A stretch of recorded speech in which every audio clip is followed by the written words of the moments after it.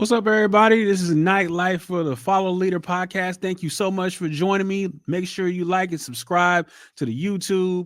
Follow us on all mediums that's out there: Spotify, Apple Podcasts, etc., etc., etc. Show your love and appreciation. Interact with the Mitchell Media Review Instagram account. Comment here. Comment on the clips if you see them and they resonate with you, then let me know. If they're terrible and they suck, let me know. I need to know all of that. I'm in the process of trying to be able to get information about what I'm doing that's successful and what is not. There's an old saying, not really an old saying as far as for wrestling is concerned. They say, if you go out and they cheer you, you know they love you. If you go out and they boo you, they know they hate you. If you go out and it's silent, then you're released. That's how it works. Any reaction is good reaction. No reaction is trash. I don't want no reaction. I want to get reaction out of people and understand where I lie so I can improve this thing or continue to do the things that I do great. But anyhow, besides that, today this is episode 72, and we're talking about failure and redemption in leadership. Defining failure in leadership. Failing to connect with the team, failing to lead by example,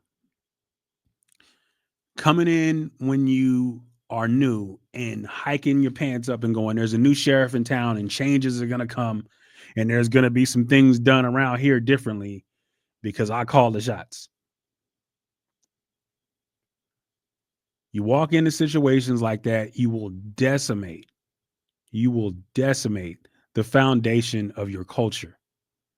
That's not breaking down the culture and rebuilding it. That's not doing anything to make you look better. You just look like an ass if you go in there just trying to blow stuff up and make it so where you're trying to define who you are to them. You can build standards. You can create expectations, but that's after you build. People have to trust you to even be able to get there. The cultures of these places will reject you if you come in and you're just trying to throw too many new things. We come in and go, hey, we got this process. Oh, you notice all the broken things. You don't want to come in and observe all the broken things. You want to come in and observe all the great things that are going on and recognize the great things that are going on to reinforce that culture, to reinforce those things, to build confidence in the people. They're already nervous because you're the new manager. They're already nervous because you're the new leader. The worst thing that you can do is go in there and look like that you're taking notes on all the negative things that are going and this process is broken and this needs to be, this. If you talk to your team will tell you exactly what's broken. You gotta let them be able to kind of lead you to water when it comes to that. First of all, walk in the building and observe. See what goes on. Don't introduce yourself and watch. You go into situations, you introduce yourself, you watch what's going on, you figure out the lay of the land, you figure out how the people interact, you figure out who does what, you figure out who makes the best coffee in the office, you figure out who is the person that has the experience that people go to be the fixer. You figure out who the person is good as far as service is concerned that deals with the customers the best. You find out the worker and the process and the taskmaster that goes in and be able to figure out things. You figure out your person that's good with data and spreadsheets and all of this stuff. You figure out your person that's good with organizing the office to make sure the office runs around. You have the things you need. You figure out the positive person that is the light in the room that makes everybody smile and happy and enjoy their job. Notice those things first. Find those things first. Reinforce those things and highlight those things. The failure is making a checklist of all the broken toys in the office. Oh, this process isn't very efficient, and this is broken, and look at this, and how they expect they could treat this many more customers, or they could take care of this many more customers, or put out this many more widgets if they just did this process. You're not laying a groundwork and doing a damn thing for the people yet. You're talking about the bottom line, crunching numbers and processes. You've been in the building for 3 days. What are you doing? Why don't you find culture? Why don't you define trust? Why don't you show people what it is that you're about? Invest that time and effort to not only get to know these folks, but to get to know their processes. Put them at ease. Yo, I know I'm new, and I'm not coming in here to tear everything down. I'm not coming in here to fire everybody. I'm not here to be able to flip everything on his head and start over. I'm not trying to do that. Let's work together on the things that are working. Then as you see those things in action, hey, I just want to pull you aside. You did really good with that patient. Hey, I just want to pull you aside. You did really good with that customer.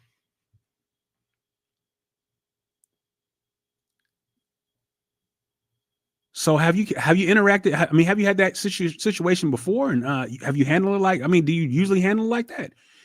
Asking those questions, and people will teach you. They'll teach you. You'll learn so much more by doing that and laying groundwork than you are trying to tell people what to do and how to do it. I've been doing this a long time, so I know how this is supposed to go. No one cares about all that. People care about how you made them feel.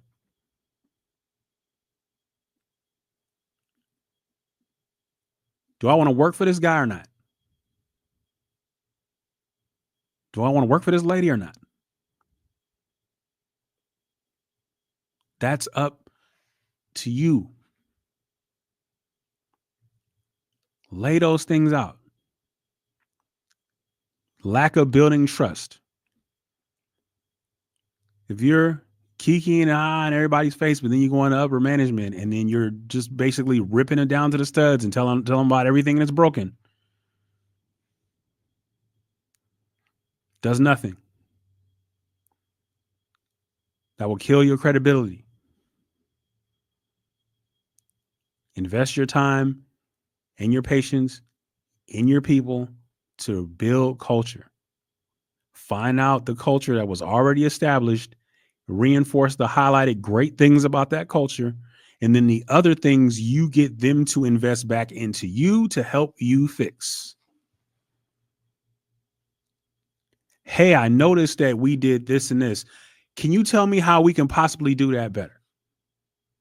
Everybody will raise their hand and tell you exactly how things should be done or could get better. You don't have to be the idea or the point person. Or doing something as simple as this. Hey, I saw that this was supposed to be this way, and I was thinking about possibly going this route. Tell me what you think of this, and let me know if there's something that we can do differently, or maybe that maybe we can adjust it and make it work. But I was thinking of an efficiency path this way.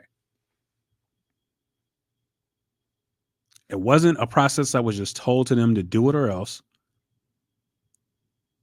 They feel invested in what you're telling them. They feel validated because of the simple fact is you're actually asking. Oh, he actually cares. He cares what I think.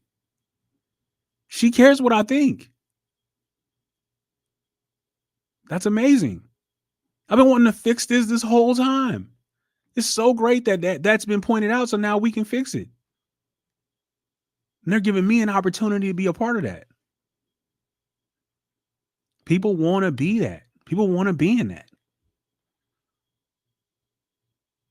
People want to be in the process of fixing processes and have that reward of the process being fixed and them being one of the key components and elements in being able to make that happen. People like that.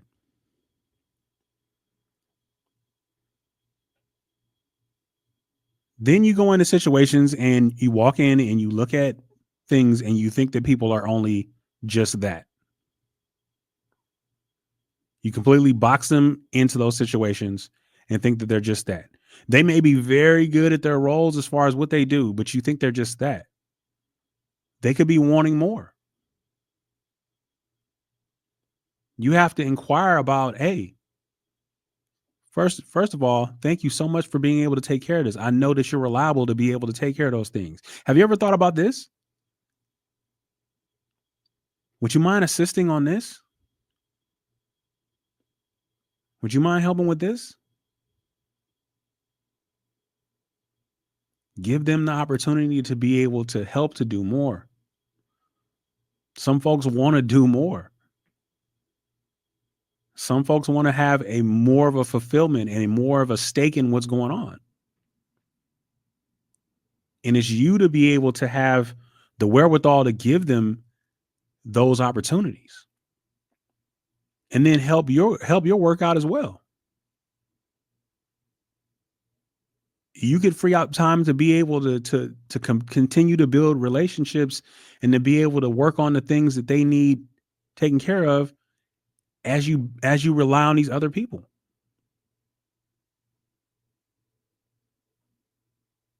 Folks want to be a part of processes. Folks want to win. Folks want to do things. Sometimes folks love where they're at. And sometimes people want more. So you got to be willing to give them more in those situations. And not be afraid and not feel like that you're going to get overshadowed, because you're not going to get overshadowed. The art of delegation is very important. Then you're not just wearing one person out. I've done that.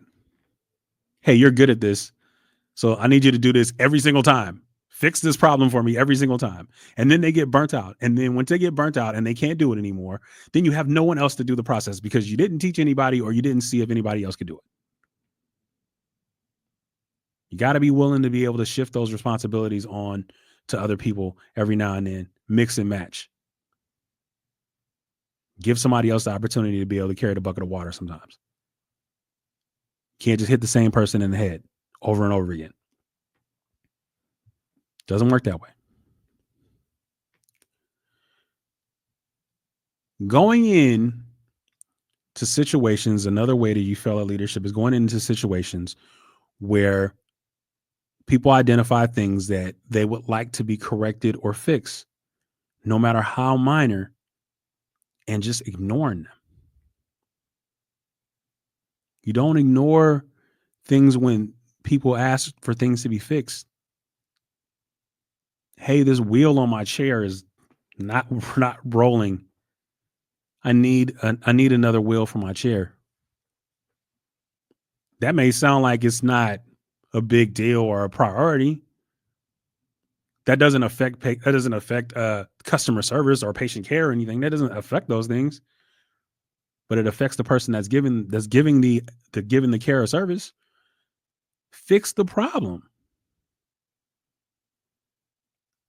You'll win more out of a building by fixing the problems that they ask you to fix. This irritates me. Can we fix this? I've been telling, this door has been squeaking. It squeaks so much every single day and it just drives me nuts. Cool. Let me hit that with a can of oil real quick and we're done.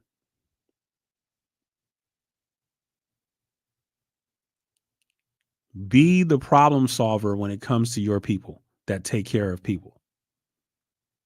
Solve issues for them.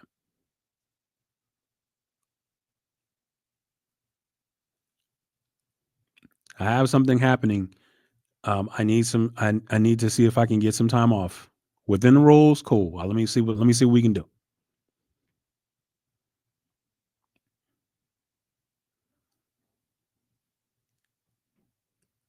I needed to do this. I really want to do this training because I want to get certified and such and such and such. All right, well, let's see what we can do about that.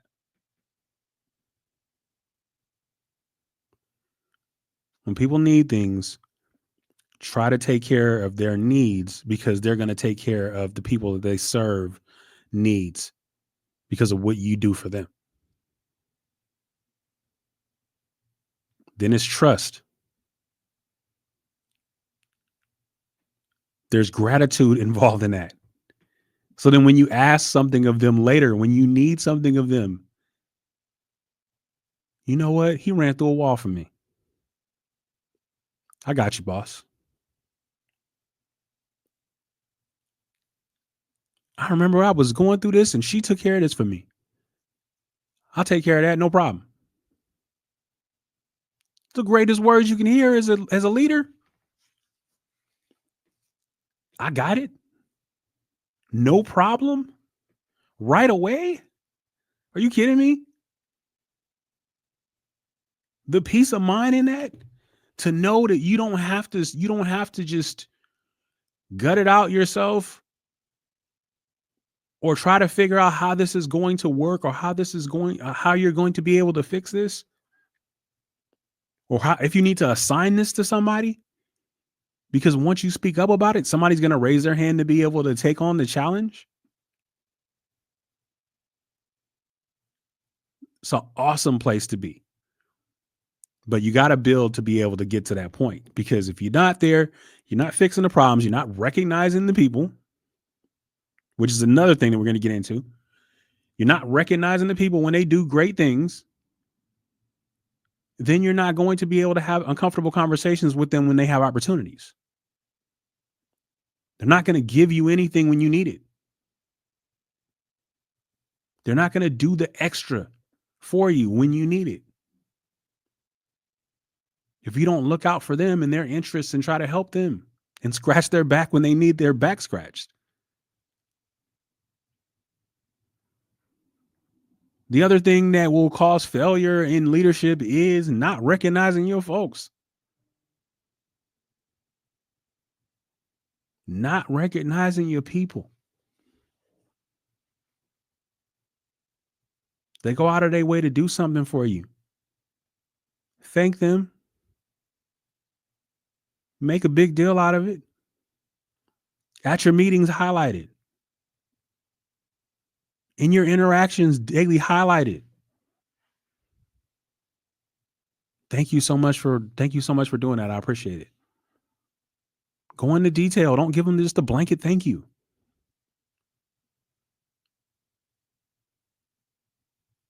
Find ways to celebrate them. Celebrate their wins. They won for you. Celebrate that. Don't just take them for granted. Oh, such lights out. They got it. I ain't gonna worry about it. They'll take care of it, but it never gets old for the boss to pat you on the back. It doesn't get old. Don't get old to be, hey man, I just want to let you know I wanted such and such. Hey, you took care of this for me. I want to recognize them for that. They did an amazing job. Thank you so much. Everybody wants and needs that. We operate on that. We operate on that recognition scale.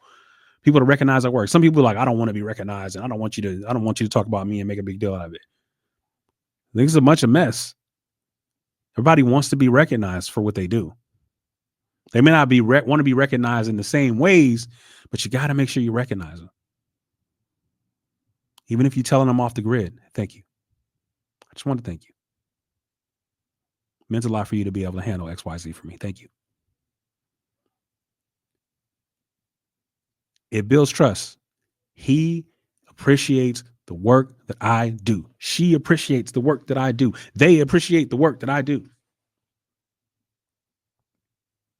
Create a common culture of people recognizing other people. Not just you, the boss, recognizing. Make sure the employees are recognizing themselves. Make that common culture. Make thank you a common thing. Appreciate you hooking that person up taking care of them while I was busy. I was behind. And you stepped in and took somebody off my shoulders and took care of that customer. Thank you so much. Make that culture contagious around your place of business where everybody's recognizing everybody's, not just the boss recognizing, because there's so much more value in the employees recognizing themselves.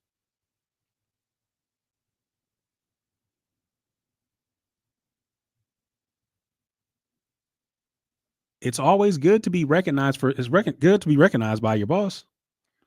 But the players awards, when the players vote on something for somebody, that one means a lot more. That's your peers. Your peers are telling you that you're doing great. So build a culture of peers recognizing peers to make it great.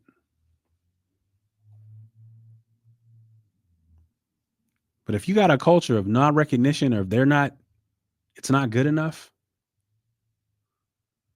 oh, they're gonna have to do way better than that to be able to get my pat on the back.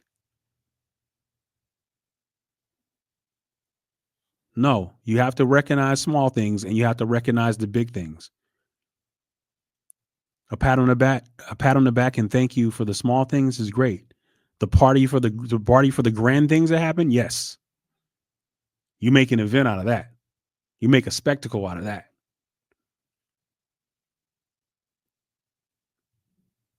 Something to be careful about also. Recognition is great, but one of the things that can break recognition, that can break the ranks, is the overt recognition of one person doing something.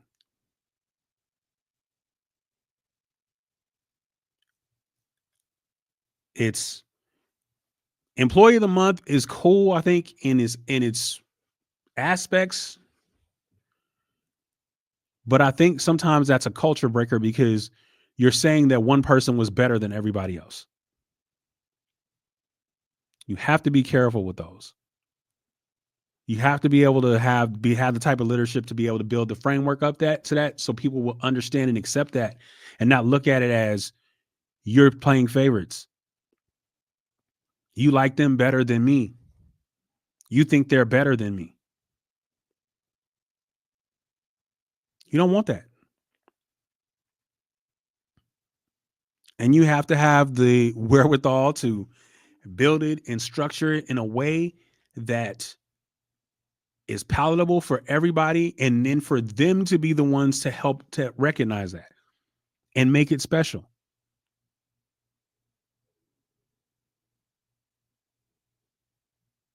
Just have to find ways to do it, and you don't want it to be culture breakers. You want your culture to be solid. And I know that we think as leaders sometimes we go, well, if I can make it so where this is highlighting a certain employee,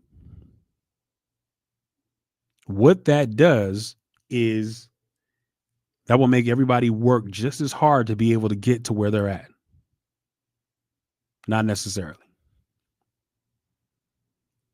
You might start some divisiveness. Might want to figure that one out first. So be careful.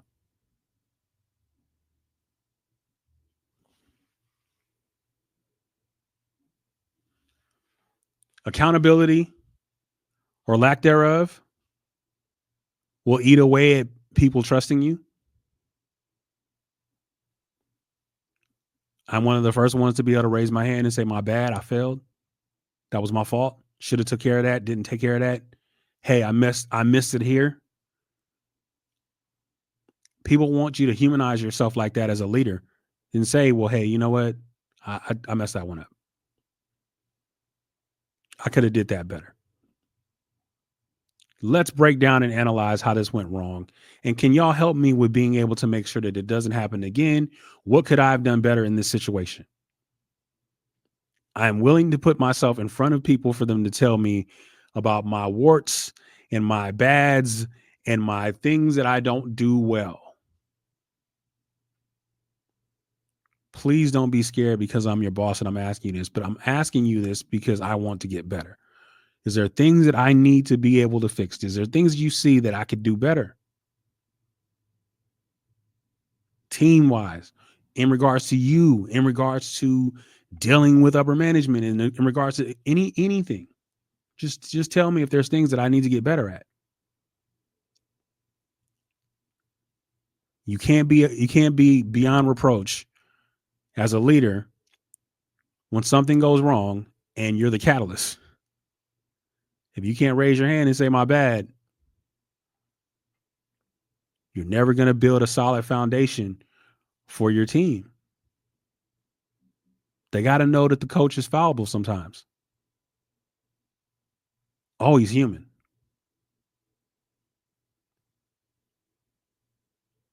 I don't, when we fail as a team, then I have failed my team. If there are processes that cause us to fail, then I need to reevaluate how I evaluate these processes. It will always be a me problem before it's an us problem, or before it's a you problem. Building the foundation of that allows you to be able to pull people aside and have those maybe uncomfortable conversations about some performance and things that they need to fix. And a lot of times they'll tell you themselves about the things that they need to fix. They're more than aware of it when you talk to them. And you let them build their own plan for being able to, for redemption and success, and you'll win them over because you're not beating them down and telling them how bad they are and how terrible this is and how could you let this happen and what's wrong with you. And you better get it right or shape up or ship out.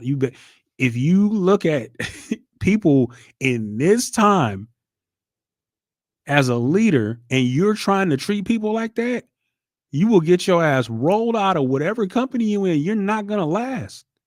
And your numbers are going to be horrible. Your performance is going to be horrible because your culture is horrible. You're trying to go through these people like Chainsaw Al and trying to step on people's heads and trying to get them to motivate them by fear. You want to be around here for longer than you've been, then you need to start taking care of this. Nobody want to hear that. Nobody want to hear that. Find ways to be able to talk to your people and be able to critique their performance in a manner that builds them up to make them better, as opposed to you treating them like they are the problem with what's going on in your place of work. All right. And that is going to wrap it up for this version of the Follow the Leader podcast. Please make sure you like and you subscribe and comment and interact with the clips, just as I've said before. And as always, you got 3 options. You can lead, you can follow, or you can get the hell out the way. Peace.